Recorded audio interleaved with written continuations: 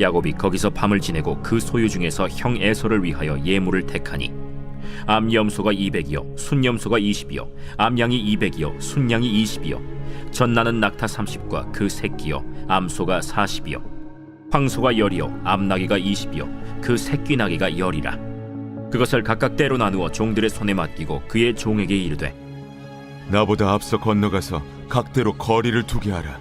그가 또 앞선 자에게 명령하여 이르되 내 형 에서가 너를 만나 묻기를 내가 누구의 사람이며 어디로 가느냐 내 앞에 것은 누구의 것이냐 하거든 대답하기를 주의 종 야곱의 것이요 자기 주 에서에게로 보내는 예물이오며 야곱도 우리 뒤에 있나이다 하라.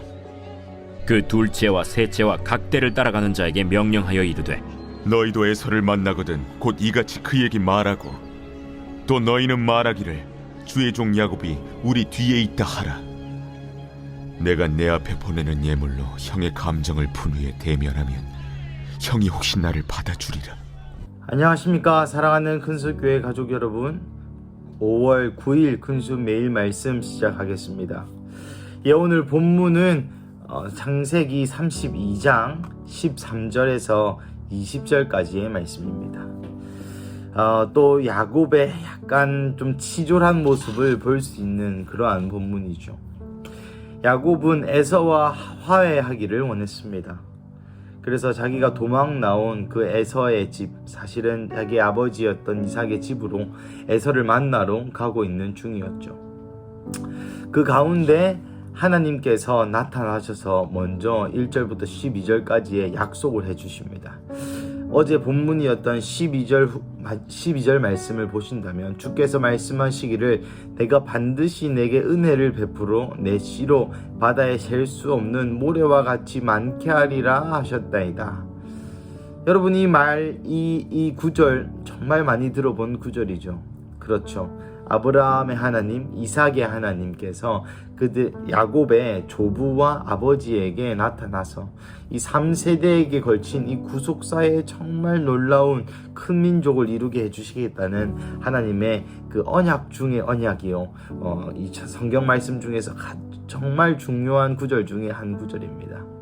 그래서 야곱에게도 하나님이 나타나셔서 이 불안하고 흔들리는 야곱에게 다시 한번 그의 사명과 하나님께서 그 가족에게 행하신 약속에 대해서 이야기해 줍니다.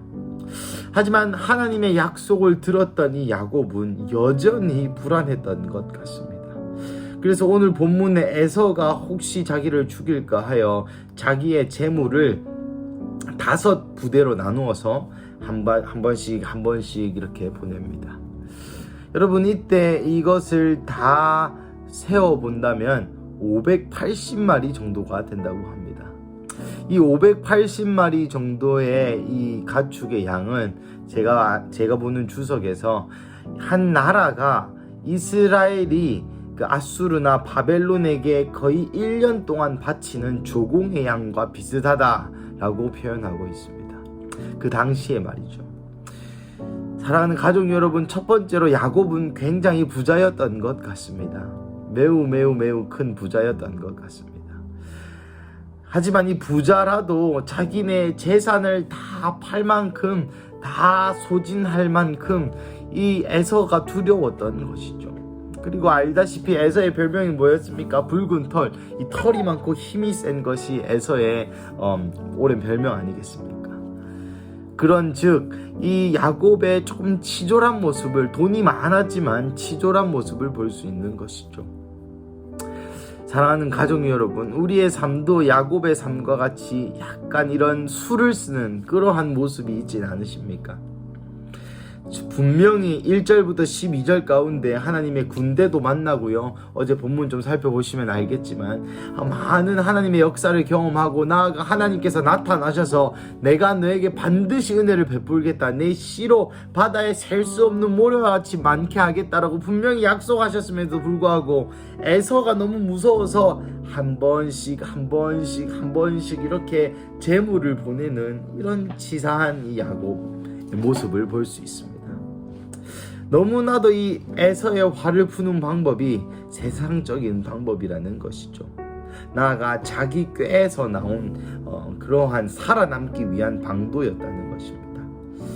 이것은 이 5번에 나눠서 보낸 이 야곱의 가축 때에는 야곱이 분명히 이렇게 지시하죠. 에서를 만나거든 뒤에 야곱이 있고 야곱이 우리 뒤에 있다고 꼭 얘기해라. 왜 그렇겠습니까? 에서가 만약에 열받아가지고 야곱을 죽일 거면 거기 있는 가축부들도 다 죽이니까 그 가축 죽이는 어떤 척구병이 있어서 그 가축 죽이는 거를 보면 에서가 화가 나가지고 이것이 야곱의 재산이라고? 야곱이 뒤에 있다고? 내 잡으러 가야지.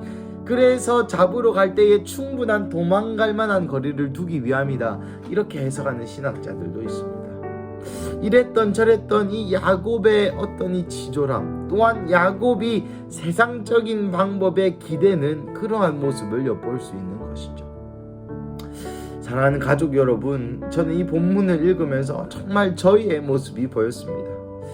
좀 이런 말 하기 부끄럽지만 제가 약간 치사한 면이 많거든요. 하나님과의 관계에서도 그렇습니다. 하나님이 무언가 시키시면, 하나님이 무언가 명령하시면, 하나님이 무언가 언약하시면 그 언약이 내 생각에 너무 큰 일이고 내가 도저히 하지 못할 것 같다 라는 그러한 느낌이 들 때에는 제가 세상적인 생각과 세상적인 방법으로 하나님의 꿈을 이루려는 그러한 노력을 굉장히 많이 하는 사람이 바로 저입니다. 여러분은 과연 어떠십니까? 하나님께서 말씀하실 때 그 말씀을 그대로 순종하십니까? 아니면 그 말씀을 이루기 위한 전략을 주셨을 때 이것은 세상의 이치에 안 맞아. 이렇게 하면 내 사업이 망해. 이렇게 하면은 돈을 벌지 못해. 이렇게 세상 사람, 한국에서는 통하지 않는 컨셉이야. 성경과 나의 현실은 너무나도 달라. 성경의 원리만 지키면 되지. 하나님께서 내게 하신 방법까지 내가 굳이 꼭 지킬 필요 있겠는가? 라고 이야기하면서 스스로 합리화하시진 않으십니까? 저는 많은 순간 많은 일을 그렇게 처리해왔던 것 같습니다. 하나님을 믿어요. 하나님을 신뢰합니다. 내가 이 세상적인 방법을 쓰는 것은 하나님의 뜻을 이루기 위함입니다. 라는 좋은 허울은 있고 좋은 허울이 있습니다. 하지만 내 마음속에 깊숙한 곳에, 내 마음속에 정말 나만 아는 그 진중한 그곳에, 진실의 마음 안에는 하나님의 방법을 내가 신뢰할 수 없다. 하나님의 방법은 멍청하다. 하나님의 방법은 지금과 맞지 않는다. 그러니 내가 재해석해서 이렇게 해야겠다 라고 스스로 신앙적인 양심도 지킬 뿐더러 그것을 성공하고자 하는 야망과 욕망이 두 가지 욕심이 섞여 제가 세상적인 방법으로 하나님 나라의 일을 할 때가 종종 있습니다. 사랑하는 가족 여러분, 여러분의 삶은 어떠십니까? 여러분, 제가 종종 예화 때 드는 한 장로님의 이야기가 있습니다. 이 장로님께서는 사업가셨습니다.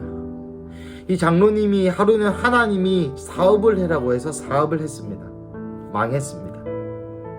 또 망하고 난 뒤에 빛이 있는데 하나님이 또 와서 사업을 해라고 했습니다. 망했습니다. 그러기를 7번을 하셨답니다. 그러고 나서 지금은 대박이 나셨죠. 사랑하는 가족 여러분, 만약 하나님의 방법이 우리로 하여금 세상적인 의미의 성공하게 하는 것이 아니라 이 사업을 망하게 하는 것이라면 여러분 어떻게 반응하시겠습니까? 하나님의 뜻이 망하게 하는 것이라면 어떻게 여러분 혹시 반응하시겠습니까? 사랑하는 가족 여러분, 제가 아는 한 분이 있습니다. 이분은 30살에 자기 일을 하다가 30살에 하나님의 부름을 받았습니다. 그리고 나서 3년 뒤에 죽었습니다. 세상은 그분을 보고 사역에 실패했다라고 표현하기도 하고요. 세상은 그분을 보고 제가 아는 분을 보고 젊은 사람이 일찍 죽었다라고 표현하기도 합니다. 그분의 이름은 바로 예수님입니다. 우리 예수 그리스도께서 30살에 공생애를 시작하시고 딱 3년 반 사역하시고 돌아가셨습니다. 세상에서 사라지셨습니다. 그러고 나시 부활하셨을 뿐만 아니라 부활하시고 또 하늘나라 가버리셨습니다. 그래서 아직까지 저 유대인들은 예수님을 믿지 않죠. 우리의 메시아가 아니다 라고 손가락질합니다. 사랑하는 가족 여러분, 하나님의 방법이 우리의 죽어짐, 우리의 망함을 통해서, 우리의 생명을 통해서, 우리의 낮아짐을 통해서 하나님께서 하고자 하는 일을 하신다면 여러분 기꺼이 여러분의 삶을 내어드릴 수 있으시겠습니까? 그 명령이 무서워서 계속 인간적인 머리를 굴려서 오늘 야곱처럼 계속 세상의 방법으로, 내가 아는 방법으로, 내가 보기에 효율적인 방법으로 나아가시겠습니까? 마지막으로 이 말씀만 드리고 마칠까 합니다. 내일 본문에 야곱이 이스라엘이 됩니다. 약간 스포일러이죠. 그때의 야곱의 나이가 90세에서 94세 사이입니다. 왜냐면 야곱이 요셉을 90세에 낳았는데 내일 본문에 보시면 22절에 보시면 밤에 일어나 두 아내와 두 여종과 11아들을 인도하여 11번째 아들이 요셉이거든요. 요셉을 인도하여 나아갔다. 90살 정도 됐다는 이야기입니다. 사랑하는 가족 여러분, 90살 된 할아버지가 자신의 사명을 그때야 깨달았습니다. 그 이후로 야곱의 삶은 야곱이 아니라 이스라엘의 삶으로 바뀌어지게 된 것이죠. 사랑하는 가족 여러분, 오늘 이 월요일 아침, 월요일 점심, 월요일 저녁 이 매일 말씀을 여러분이 어디에서 들으시든지 첫 번째, 하나님의 방법으로 살아가시길 축복합니다. 내 생각, 내 방법, 나의 경험으로부터 나오는 어떤 것이 아니라 나의 신앙의 습관과 관습과 내가 읽었던 말씀, 들었던 말씀으로부터 내가 생각한 하나님이 아니라 성경이 얘기하는 하나님, 성경이 말씀하시는 하나님, 그리고 성령의 감화 감동하심으로 우리의 영 가운데 말씀하시는 그 하나님의 음성대로 바보 같고 멍청하고 망하는 길이고 그를 통해서 실제로 망한다 할지라도, 그리 아니하실지라도 주를 믿었던 히브리서의 허다왕과 같은 구림과 같은 허다한 증인들과 계시록의 말씀의 그 순교자들의 영성을 가지고 하나님이 하라고 하시는 일을 이루어 하나님께 영광 돌릴 수 있는 그러한 큰숲 가족 되시기를 한 분 한 분 축복합니다. 우리 함께 기도하시겠습니다. 하나님 감사합니다. 오늘 본문의 야곱이 세상적인 방법에 기대어 자신의 어떤 인간적인 문제를 풀어보려고 했음을 우리가 목도하고 있습니다. 하나님, 우리의 삶도 마찬가지로 내 삶에 문제가 생겼을 때 내가 하나님에 기댄다기보다는 내가 하나님의 방법으로, 하나님의 생각으로, 성경의 가치관으로 문제를 해결하는 것이 아니라 세상의 방법으로, 세상의 가치관으로 내가 배운 어떤 나의 삶의 흔적으로 하나님, 내 모든 삶의 문제를 해결하려고 이 발버둥치는 나의 모습을 주님 용서하여 주시옵소서. 주님만이 나의 소망, 주님만이 나의 스승, 주님만이 나의 참 지혜자라고 외쳐놓고서는 나의 삶의 실제 문제에서는 내 뜻, 내 생각, 내가 배운 거, 나의 삶의 경험들에 기대어 결정하고 말하고 생각하고 행동하는 나의 이 정말 주인됨을 용서하여 주시옵소서. 매번 주님이 나의 주인이라고 얘기하면서 주인님이 말씀하시는 대로 순종하지 아니하고 내 생각, 나의 성공, 나의 야망의 마음을 가려둔 채로 주인의 말을 듣고 싶어 하는 척만 하는 나의 영적인 실존을 주여 자비를 베푸셔서 용서하여 주시옵소서. 주님, 이 시간 우리가 주께 나아가는 것은 주님이 내게 하신 말씀이 심지어 나의 사업이 망하고 세상의 눈으로는 몰락하고 세상에 보기에는 정말 멍청하고 바보 같은 짓이라 할지라도 예수님께서 죽으심으로 하나님 앞에서 복종하셨던 것처럼 우리도 우리의 삶을 죽음과 같이 주님이 요구하시는 그 많은 언약과 방법과 말씀 앞에 순종함으로 하나님을 영화롭게 하는 삶을 살게 하여 주시옵소서.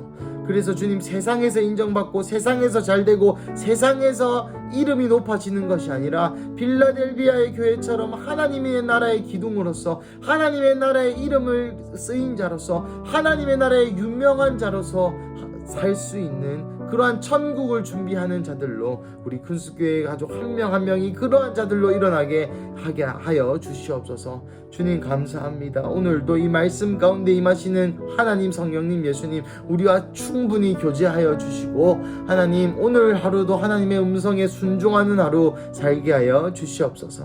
감사합니다. 이 모든 말씀 살아계신 예수님의 이름으로 기도드립니다. 아멘.